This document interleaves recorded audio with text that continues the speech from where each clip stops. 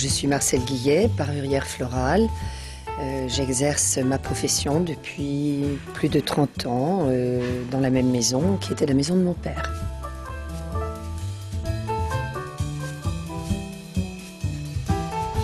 Le métier de parurier floral, c'est partir d'un tissu, l'ennoblir, pour après en faire une fleur, que ce soit une fleur pour la mode comme pour la décoration.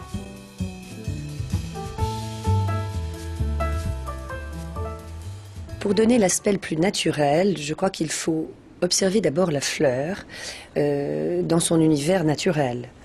Alors, quelquefois, c'est dans la nature. Quelquefois, c'est chez le fleuriste. Et là, j'observe, je regarde et j'ai toujours l'impression que mon regard touche déjà le pétale pour trouver le tissu.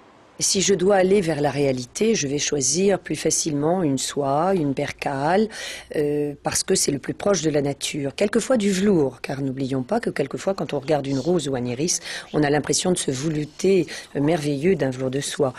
Par contre, si je vais aller vers de la mode, je vais peut-être aller vers de la dentelle rebrodée ou de l'organza, ou pour donner l'aspect qu'on souhaite. Elle est soyeuse, on dirait une soie presque double. Quand je mélange ma soie dans la rose, elle est parfaite.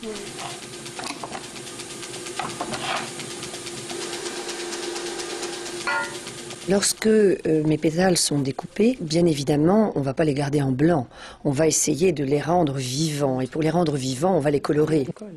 Donc je vais faire 2 retouches, 3 retouches. Car quand on observe la nature, on se rend bien compte qu'un pétale n'est jamais uni en couleur.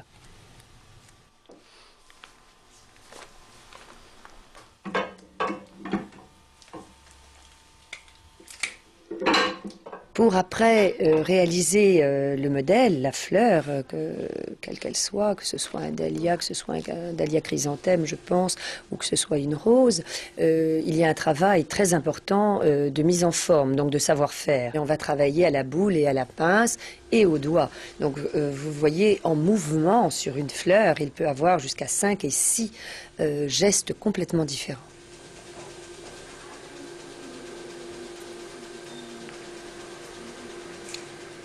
« 90% du travail est fait à la main. La main, c'est quelque chose d'essentiel. Lorsque je recrute une collaboratrice ou que je la forme, je lui dis dans vos mains, je vais trouver ce que vous faites de mieux.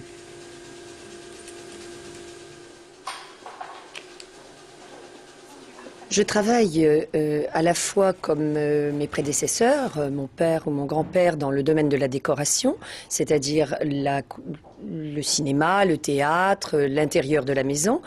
Et puis, on a élargi la production pour la couture, l'accessoire de mode. Lorsque mes fleurs n'ornent pas l'intérieur, pour une grande partie, elles ornent le vêtement. Cela peut relever un vêtement qui restera très simple et la fleur permettra de mettre en valeur à la fois le vêtement et la femme.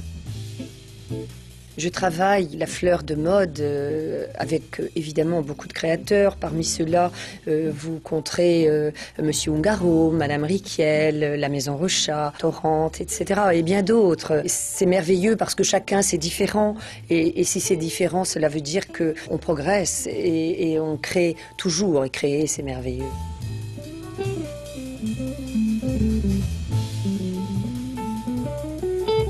Le savoir-faire que nous avons en France est reconnu dans le monde entier. Mais il faut reconnaître qu'aujourd'hui, c'est un métier rare, un métier qu'il faut absolument pérenniser. Et en tout cas, personnellement, je forme au maximum et je fais tout pour que le métier derrière moi continue.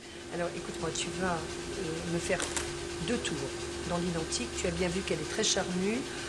Elle est extrêmement garnie, donc tu me la continues dans le même principe et puis tu vas passer tout de suite à la taille au-dessus, hein. Ok ? Allez, vas-y, je te laisse faire.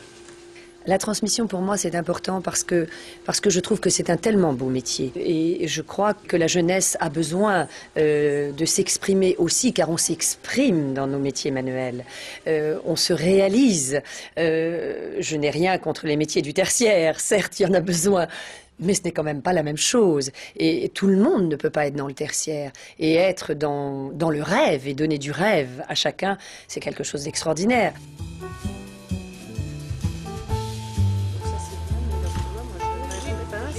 Voilà, ce sera plus joli.